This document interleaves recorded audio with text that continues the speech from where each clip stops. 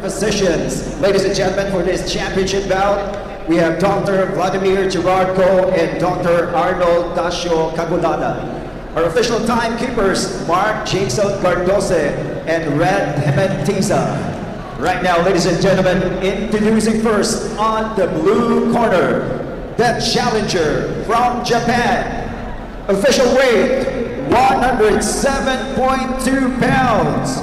Professional record, he's got 11 wins, 3 losses, and 10 of those 11 wins came by way of knockout. From the land of the rising sun, Japan, let's make some noise for Kai Ishizawa!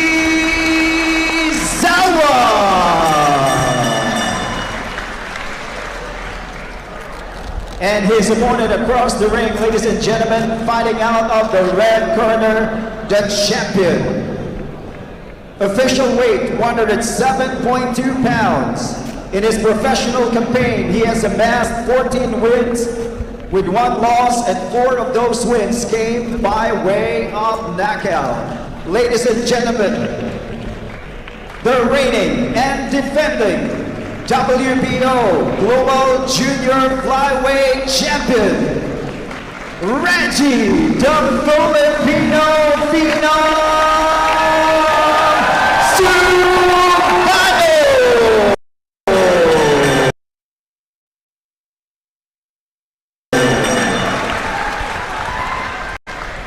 Right now, ladies and gentlemen, we will now clear the ring as we are about to start this championship. And there's the tail of the tape for everybody here. 26 years old po. Etong si Reggie Sugano, but ang kanyang kalaban naman from Japan is 27 years old, is Ishizawa. So 14 wins, 11 wins ang kanyang kalaban naman. But look at the knockout to win ratio para naman dito kay Kai Ishizawa. 11 wins, 10 of them coming by way of knockout. Samantala dito naman para kay Sugano, 14 wins but only 4 KOs. However, makikita naman po natin from the way his career has been shaping up, he's starting to peak at just the right time. And coming off a win against Ronald Chacon last November 23. Dito rin po yun sa Bohol para makamit nga itong ating WBO Global Light Flyweight Championship. Attorney Danrex Tapdazan is the 3rd man in the ring. Siya po ang ating referee dito. And again, the locals are all getting ready para dito sa ating laban na ito. This is it, ladies and gentlemen, for the WBO Global Junior Flyweight Championship. Philippines versus Japan. Let's get it on! And this is scheduled for 12 dito po sa ating venue, the Holy Name University Gymnasium here in Tagbilaran City. Round number 1 is now underway. Naka-pink po itong si Ishizawa at ang ating Pilipino naman ay nakasuot ng asul, the reigning champion dito. He is taller, by the way. It's about 5'5" po itong si Sugano. Both fighters are orthodox. Only 5'1.5" naman ang height nitong si Ishizawa. He's actually still listed as a minimum weight at now trying to make inroads in the junior flyweight division. So dito nga po, scheduled for 12, kapaan po ito, but alam naman natin yung power galing sa kamay nitong si Ishizawa is something that Sugano has to be very careful of. Sugano suffered his first loss in his career just last year, last July 2. Sa unang biyahe niya pa sa labas ng Pilipinas, that was against Sivanati Notshinga in South Africa. And he was going for the title at the time. Konting hintay lang, nakuha naman niya ulit ang titulo ng WB. Going the way of the Filipino, itong si Sugano.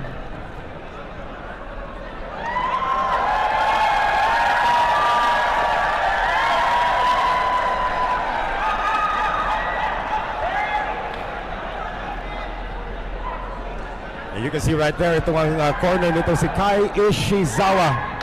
And they just announced here earlier that it's very rare to have an opponent from Japan come over all the way to Bohol para po lumaban para sa isang world title. The WBO Global Light Flyweight title, of course, is at stake.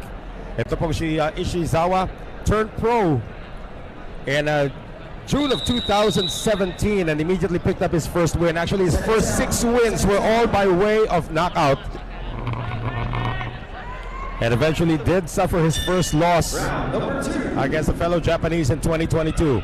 As we now move into round number 2, muli po magandang hapon po mula po dito sa Holy Name University Gymnasium in Tagbilaran City, Bohol. Ito po si Noel Zarate para sa PTV4. Nakahatid po sa inyo ng world-class boxing between the Filipino phenom Reggie Suganov versus Kai Ishizawa of Japan. Some connections there, medyo shaken po. Ito si Ishizawa, left open again on the face. The right hand has been a very deadly weapon para dito kay Suganov. Not really solid blows, but those are scoring blows. Mukhang may konting dugo na tayo nakikita rito sa ulo nitong si Suganov. There may have been a headbutt somewhere.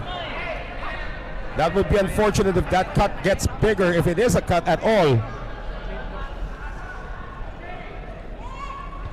Ishizawa still moving forward, trying to control the ring generalship here.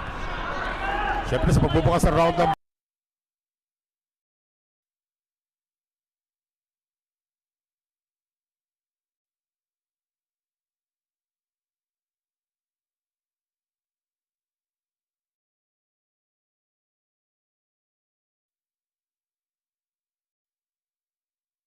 2, buhos ka agad ang binigay dito ni Filipino phenom. The body Ishizawa, which could be a good idea against a taller fighter.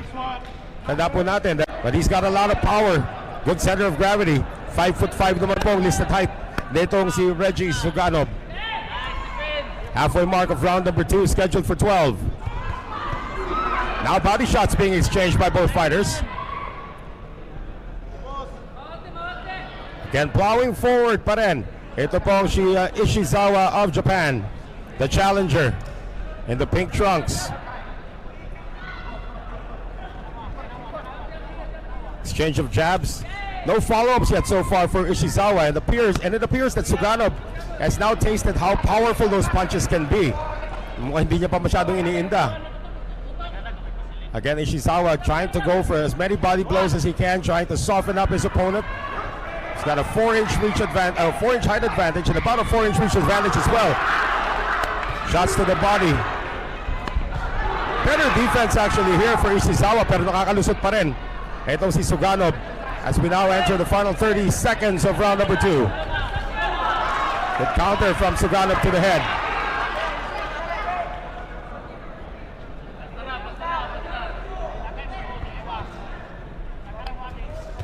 So far the strategy for the WBO Global Light Flyweight Championship. Defending champion, of course, the Filipino phenom, as they call him, Reggie Suganov, so far in our unofficial scorecard, has taken the first 2 rounds.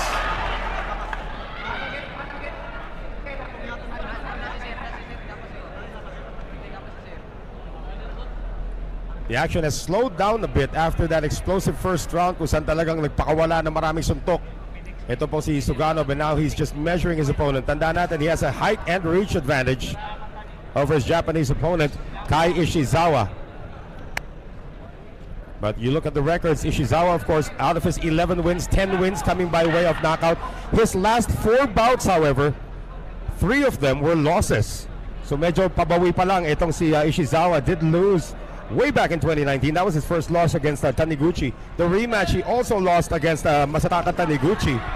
Nakabawi na lang nung lumaban si Jay Sever Absede sa Japan in the same venue where he lost. That was a win. That was actually a knockout win para kay Ishizawa. But lost to Vince Paras in his last outing just last year in October. So this is his first fight since losing to Paras.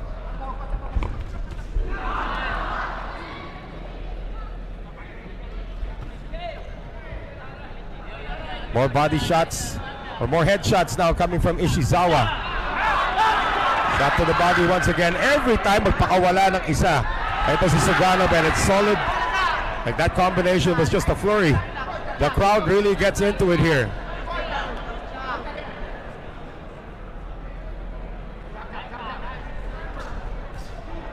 One more shot to the body.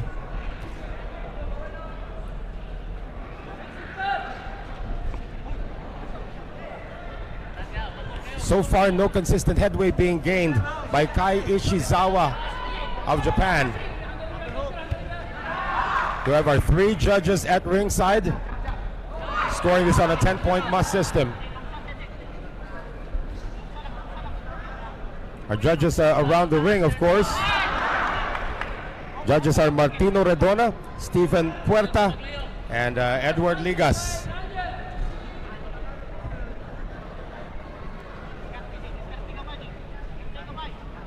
Final 23 seconds. And a round that really hasn't turned much in terms of Ishizawa. Now a late surge coming from Suganov.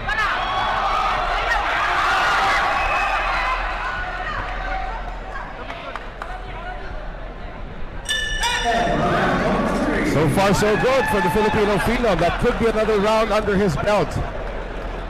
At the end of 3, we have it unofficially at 3 rounds para naman dito kay Reggie Suganov. Now, of course, Reggie Suganov is actually the number 3 flyweight in the Philippines at the moment and number 15 in the world. And he did start his career way back in 2018, so he's been a professional boxer. Itong si Reggie Suganov for almost 6 years now. His first victory was against Mark Torrelia in a fight in Cebu. He has fought exclusively in Cebu, Mandaue, and here in Bohol. And the only time he left the country nga was yung kanyang laban against Sivanati Notshiga in South Africa in July of last year. Kung saan po siya natalo via unanimous decision. But he did have his fair share of victories against international opponents. He won against Andika, the Golden Boy from Indonesia. And of course, his last fight to get the belt against Ronald Chacon of Venezuela. We're now in round number 4. Dito po sa ating WBO Global Light Flyweight Battle. The champion so far, Reggie Suganov of the Philippines, unofficially has taken the first 3 rounds. And Kai Ishizawa of Japan trying to see if he can turn the tide here. We know he's a power puncher, but he's being a little careless with his defense. Nakakalusot na naman. And you can see some welts already developing under both eyes of the Japanese as those punishing jabs from Suganov have done some damage. There was a blood issue earlier. It looks like it was a nose thing, but looks like everything's been cleared up already for Ishizawa. But at the rate nakakalusot itong mga jabs nitong si Suganov, might be a very long day here for the Japanese fighter. But again, the game plan is still the same. Just move forward, go for the body. Ngayon, chinechempohan na lang po nitong si Suganov. Yung kanyang haba talaga ginagamit dito. He's got about a 4-inch reach advantage over a smaller opponent. And the one thing Suganov doesn't want to do is get engaged in an inside battle. We have a holding warning issued by Attorney Dandrex Tapdasan, our referee.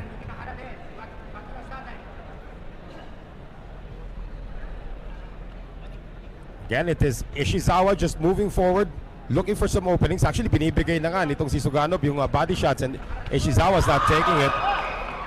1-2 parried there by Ishizawa. Again, his defense is improved from the first round.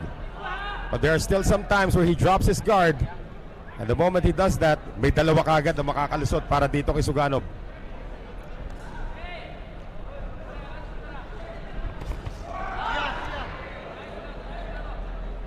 Past the halfway mark of round number 4, scheduled for 12.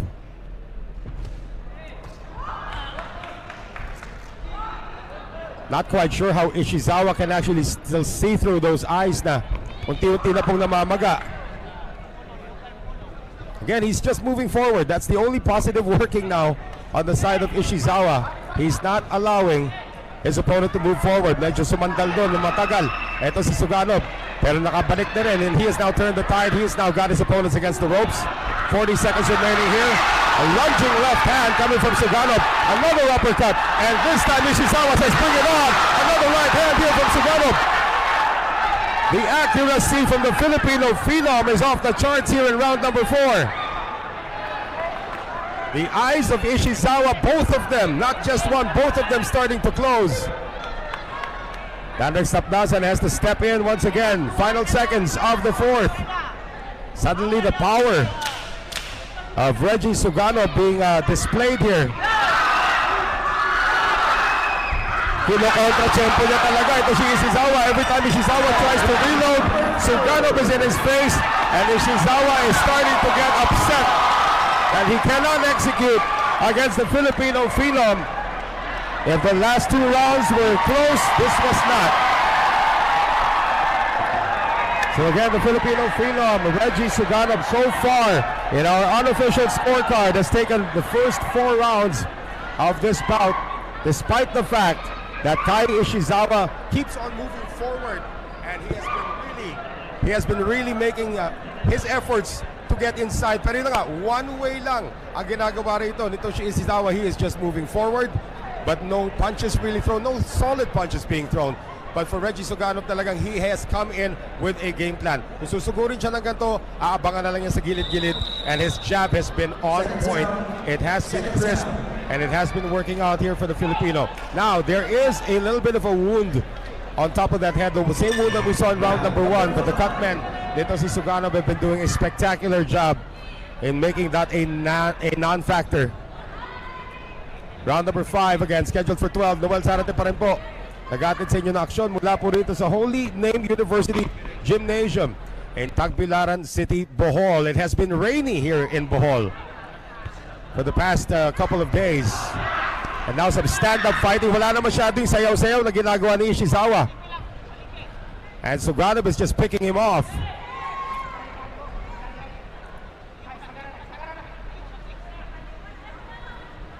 Remember, if this fight goes the distance, that usually favors Suganov. If you look at his record, 14 wins, 1 loss. Only 4 wins coming by way of knockout. So this guy is really out to outpoint you. Whereas itong si Ishizawa, 11 wins, 10 coming by way of KO. So he would like opportunities to finish his opponent. His first 6 bouts, as we mentioned earlier, did not go the distance. Puro knockout po yun. Yung unang 6 panalo, itong si Kai Ishizawa, starting out with his opponent from Thailand in 2017, itong si Bongsapon Panyakum. That was actually a first round knockout. Some infighting now between the two. A lot of blood now coming out of the head, the face of Suganov. So the wound that he got on the forehead is now open. That is a cause for concern now for the side of Suganov. Tandaan po natin, he did have a fight. He won via TKO against Ronald Chacon kasi nasugatan din. Ito si Ronald Chacon.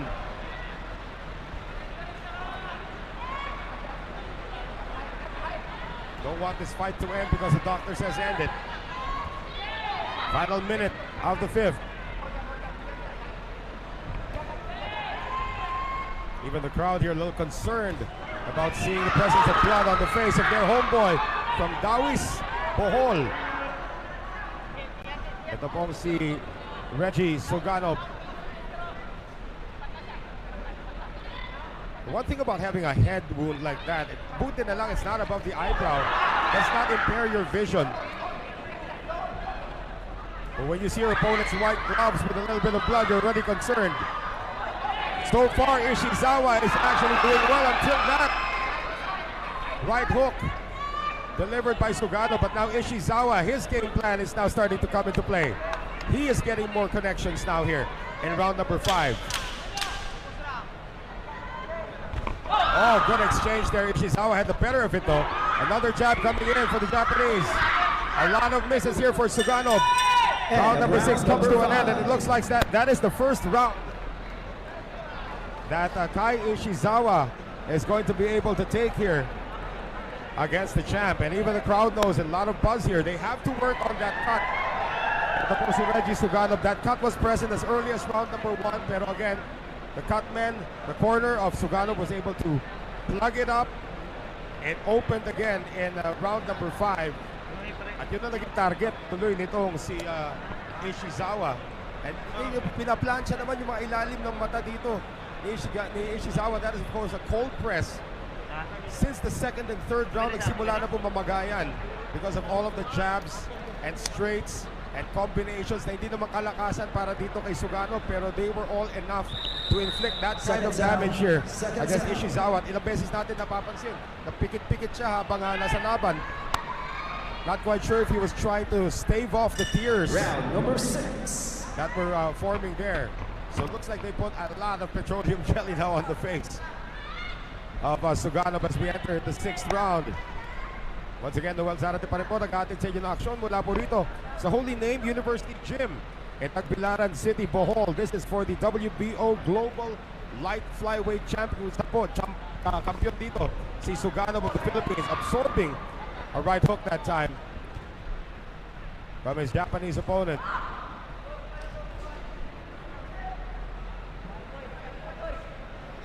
Again, continuing to plow forward. Ito pong si Yoshizawa of Japan, the challenger. One left hook, sending him backwards, but not for long. Sugod na naman. Ito si Ishizawa.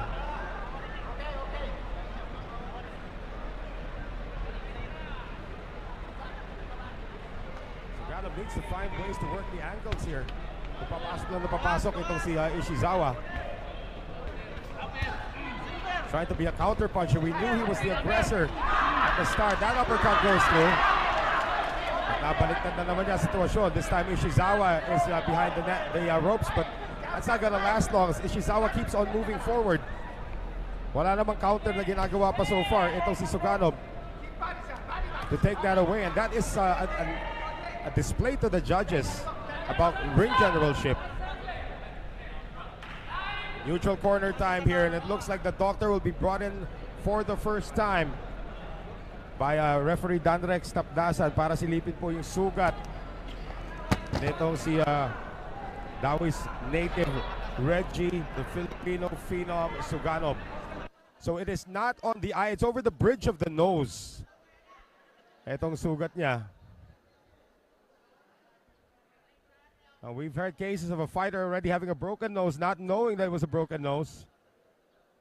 So according to our referee, sugat lamang. Pwede pa magtuloy. Time in, sabi ni Attorney Tapdasan. And we are back to bring you the rest of round number 6. Suddenly, bumuhos na naman si Suganov. Not very accurate on the punches, but still enough to get the crowd into it.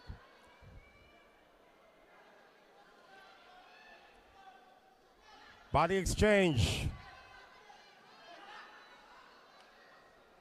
About a minute remaining here in the 6th.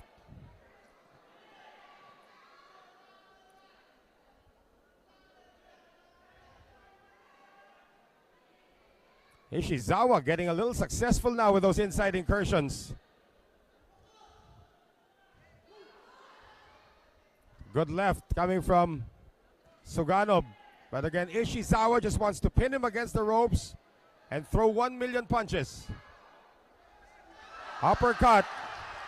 Gets through another combination here. It's a late surge that might steal the round for Suganov. Until that point, Ishizawa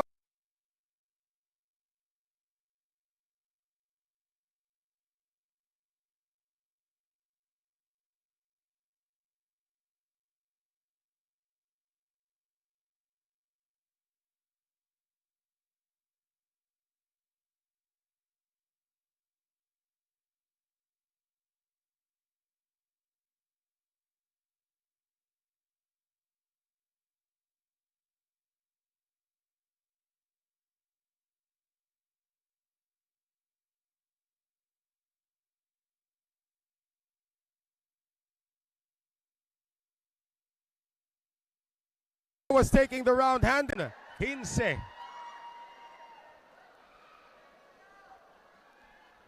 Nabalzarate pa rin po nag-aatid sa inyo ng aksyon para po sa PTV4.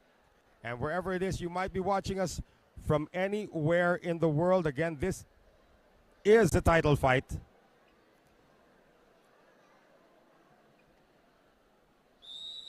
Seconds out. Seconds out. The title fight, of course, being for the WBO Global Light Flyweight Round title. number 7. Buwat-buwat po yan during the introductions.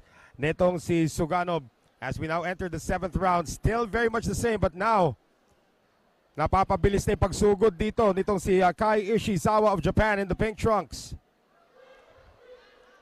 A little bit of wrestling there between the two.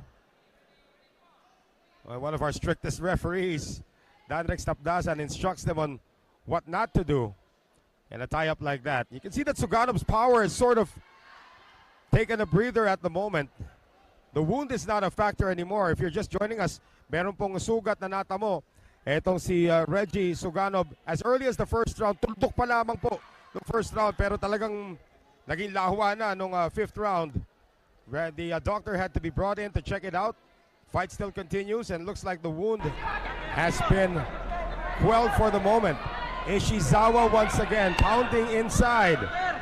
No response coming from Suganov, who tries to push him back to the middle of the ring. Now Suganov's reach advantage has been negated now because of all of the inside shots coming from Ishizawa. Pati yung depensa ni Suganov, unti-unti na pong nadidismantle. Itong fighter from Japan.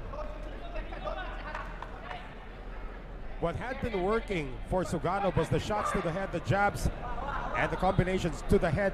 Kasi unti-unti na nga napapasara na niya yung mata ng kanyang kalaban. But in this case, boy, Ishizawa looks like the first 5 rounds were just a testing. 2 combination shots launched there by Suganov. Hindi man lang natinag. Ito si Ishizawa. Now Ishizawa has been knocked out once in his career. And he did suffer that knockout loss against Masataka Taniguchi in 2019. Make that in 2022. It was a 10th round TKO.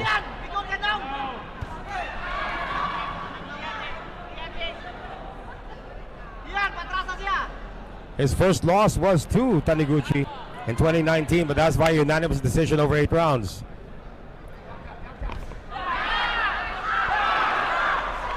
Nauunahan na po si Suganov.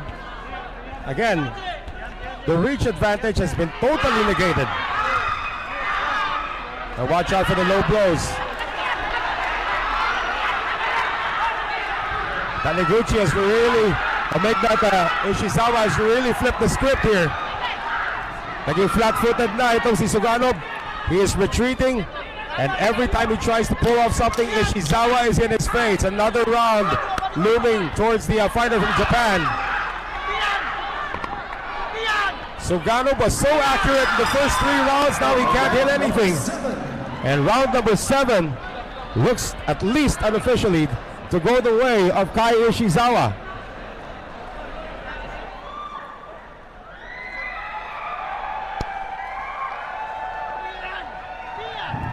And this is on the other side of the building. As we sweep through the crowd here at the Holy Name University Gymnasium, all trying to catch a glimpse of this main event for the WBO Global Light Flyweight Championship. That title, of course, held by Reggie, the Filipino phenom Suganov. And again, we go back to some of the action in round number 7. So nakita nga natin, ang dami ng body blows sa pinapakawalan. Wala pa rin sagot na nagagawa itong si Suganov, who used his reach advantage throughout the first 4 rounds. Second sound. Was accurate until the first 3. Unti-unti na nung round number 5. Nakuha na ni Ishizawa kanyang rhythm as they now enter the 8th. Well, Zarate pa rin po nag-aatid ng aksyon. Unofficially, we have, it came from an accidental headbutt. Some power shots to the body as well from Suganov. He's trying to destroy the timing of Ishizawa. And it looks like here in the 8th round, Suganov has been successful so far. Nawala sa timing ng bahagya itong si Ishizawa. Again, Suganov needs to use his length. He's got about a 3 or 4 inch reach advantage. He has a 4 inch height advantage over his opponent. And again, itong si Ishizawa is just trying to make inroads in the junior flyweight division after campaigning most of his career as a minimum weight. Both fighters came in at 107.2 pounds. That's a lot more muscle though for Ishizawa. Oh! Ishizawa got staggered there by the left hook coming from Suganov, and another one. Ishizawa is down.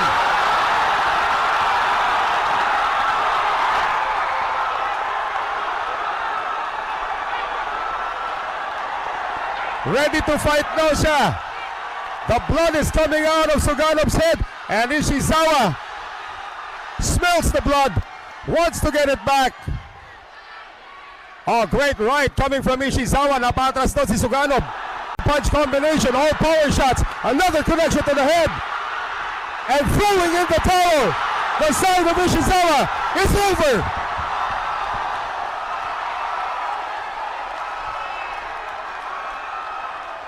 The corner of Kai Ishizawa threw in the towel after the late barrage coming from Reggie Suganob. And despite the head wound, Reggie Suganob of Taoist Bohol retains his WBO Global Light Flyweight Championship.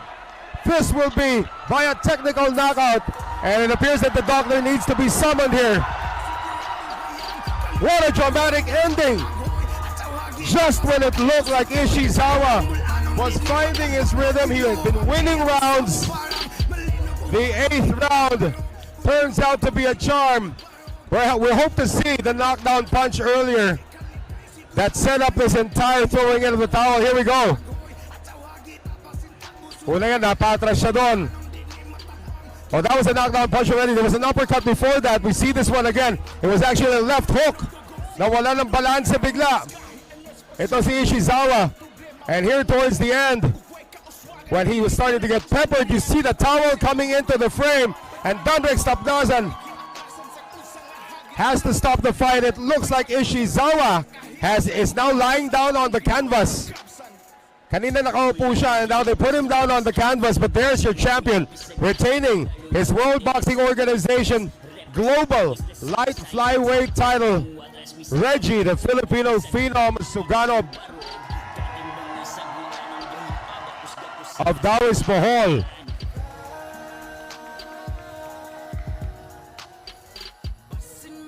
So he will now climb to 15 wins with only 1 loss, and that will be only his 5th knockout of his career.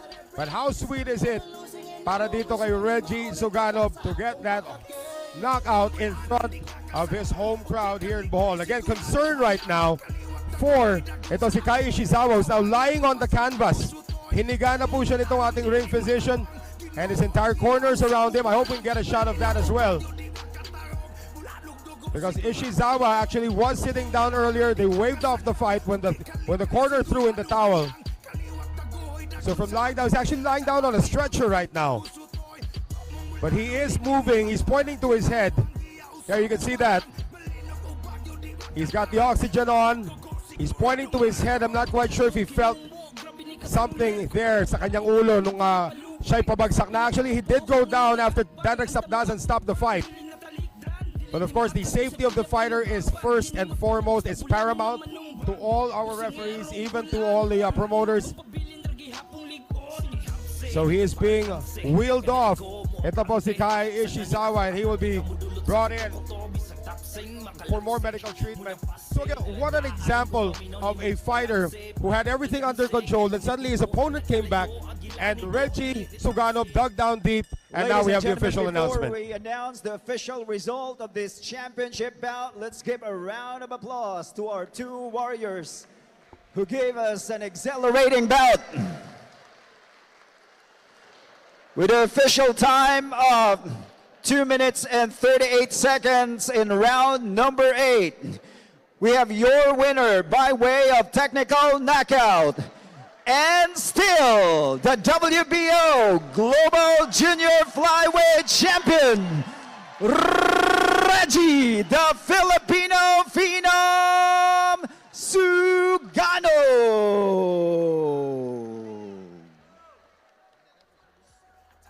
And of course, referee Dandrek Stapdazan making it official as Reggie, the Filipino phenom Suganob, retains his WBO Global Light Flyweight title and now climbs to a record of 15 wins, 1 loss, and now 5 knockouts. And that will be the 4th loss in 5 bouts para naman dito kay Kai Ishizawa, who is again moving up from the minimum weight ranks to join the light flyweight ranks, so maybe he should reconsider also. But again, our thoughts and prayers are with Kai Ishizawa right now as he is being treated after suffering that knockout kontra dito kay Reggie Sugano. This is Kumong Bulanon 15. We still have exciting bouts coming up next. The co-main event, we also have supporting bouts and our featured bout for the Philippine Female Lightweight Championship. Man who moment with his family as well. As his wife, of course, and his daughter as well. So the future looks bright for this 26-year-old from Dawis, Bohol. Talking about Reggie, the Filipino phenom Suganov, victorious in his attempt to regain or to retain his WBO Global Light Flyweight title, and he did so via a TKO victory in the 8th round against Kai Ishizawa of Japan. The Sugano family inside the ring, ladies and gentlemen.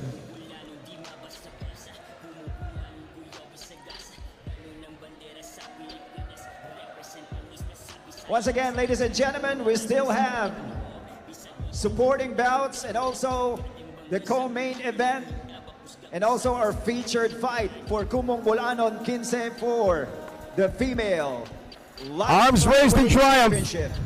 Para naman dito sa Filipino phenom, ito po si Reggie Sugano, victorious in 8 rounds via TKO to retain his WBO Global Light Flyweight title against Kai Ishizawa of Japan. And with that, we bid adieu from our venue here, the Holy Name University Gym, dito po sa Tagbilaran City, Bohol. And it has been a blast bringing you the main event of Kumong Bulanon 15 dito po sa PTV4. My name is Noel Zarate. We'll see you very soon.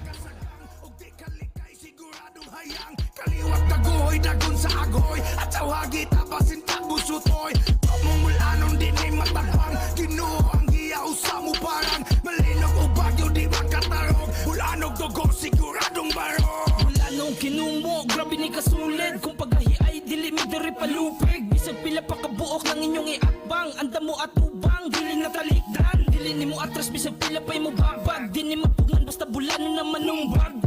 Buksingerong bulanon, magpabilin ragi hapong likod. Sige hamse, di ni palkanse.